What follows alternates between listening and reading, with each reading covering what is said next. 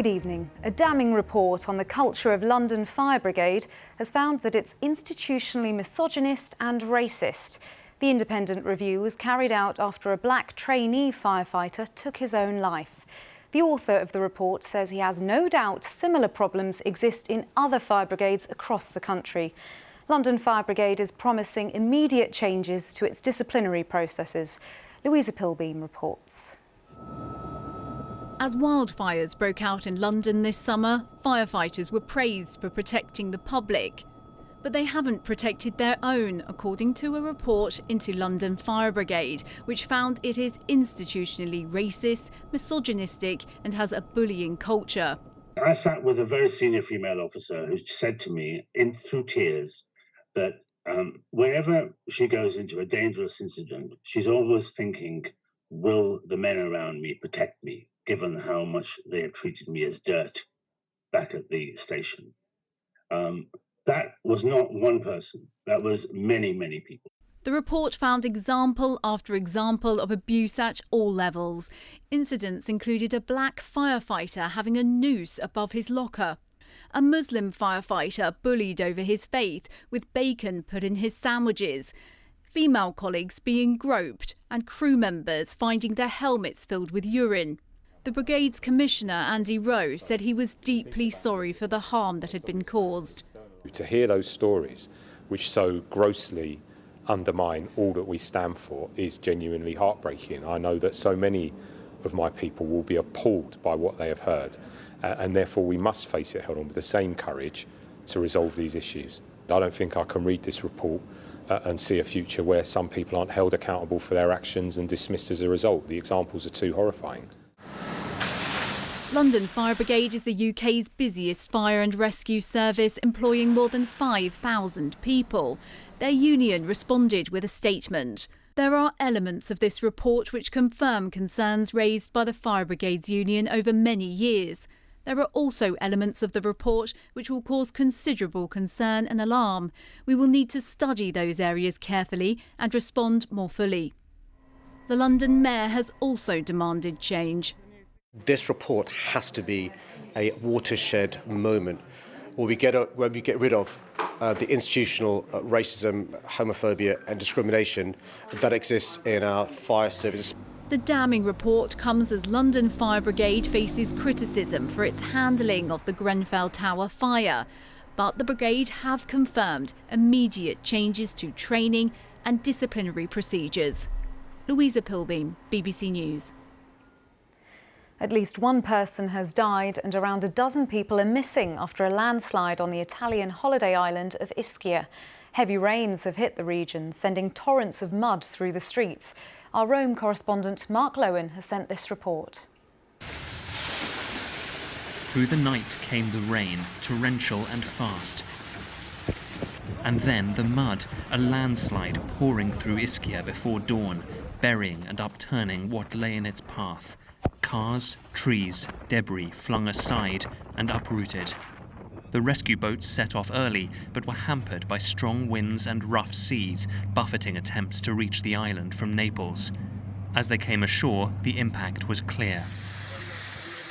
Morning light revealed the torrents of mud and what they'd buried.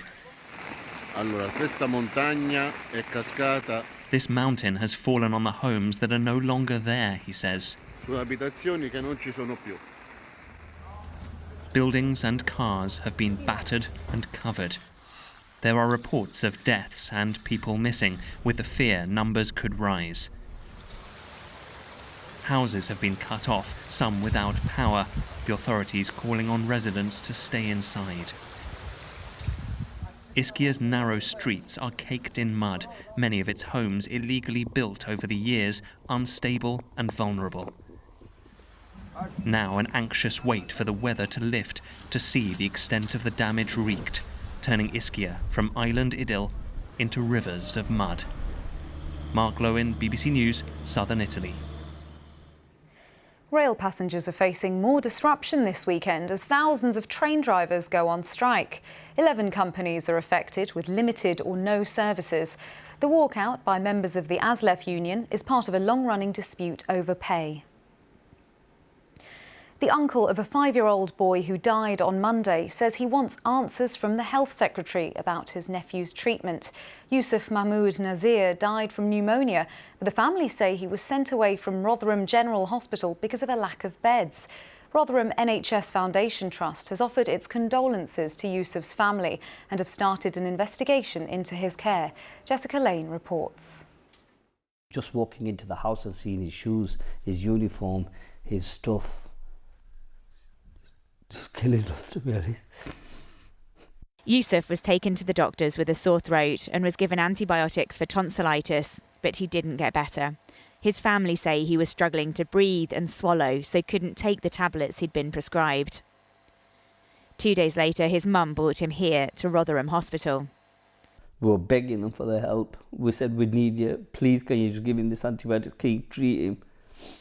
They said, we haven't got the beds. We haven't got the doctors. We haven't got the facilities. Nothing we can do. Yusuf finally got a bed at Sheffield Children's Hospital 5 days after first getting ill. They gave him antibiotics on a drip. He sat upright. He was colouring in on his colouring books. After the treatment, he was up. He was ready for home. But his body just couldn't cope. The infection spread. Yusuf developed pneumonia and had 4 cardiac arrests and died.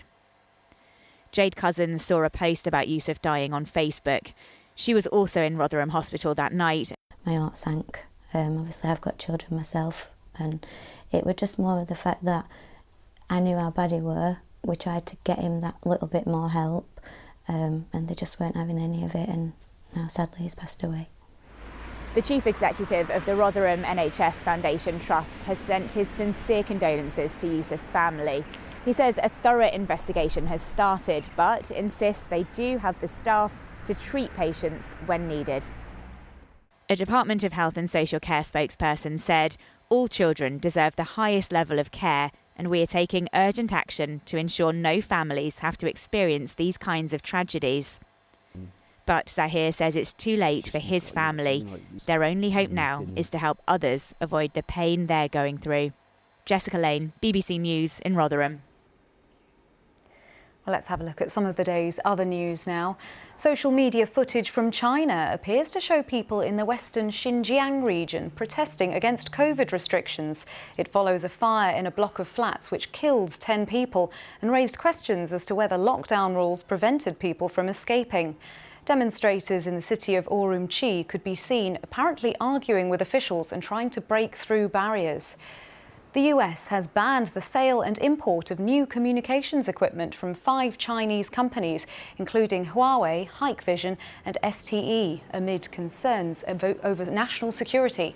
It's the first time US regulators have taken such a step on security grounds. Hikvision said its products present no security threat to the United States.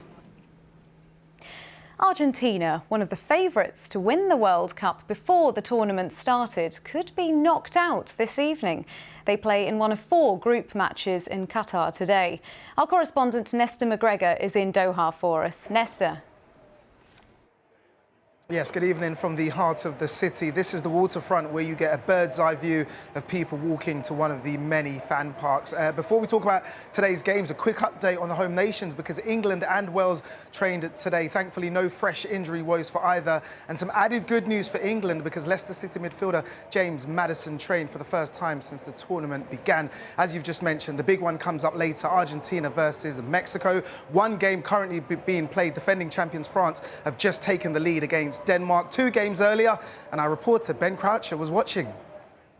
Saudi Arabia sing to glory and supremacy, 2 traits few expected to see from them at the World Cup. They had it beating Argentina, but Poland posed other problems. Poland score! Piotr Zielinski! Just like that Argentina game, Saudi Arabia refused to go down. Well, apart from Salah El-Shehri, not a penalty at first glance, at second, yep, that's a problem. No, it's saved! Wojciech Szczesny denied Saudi Arabia not once, but twice. The woodwork had the same plans for the Polish too. Arkadiusz Milik and then Robert Lewandowski getting their angles askew. The best come in the next story, all still to play for. Just like for Australia, whose Socceroos sprung back into life. The American actress, singer and songwriter Irene Cara has died in Florida. She was 63.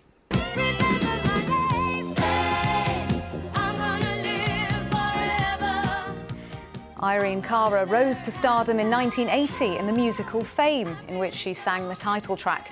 4 years later, she won an Oscar and a Grammy for the title song in the film Flashdance. Her publicist described her as a beautifully gifted soul whose legacy would live forever through her music and films. Well, that's it for now. We're back with the late news at 10 past 10. Now on BBC One, it's time for the news where you are. Goodbye.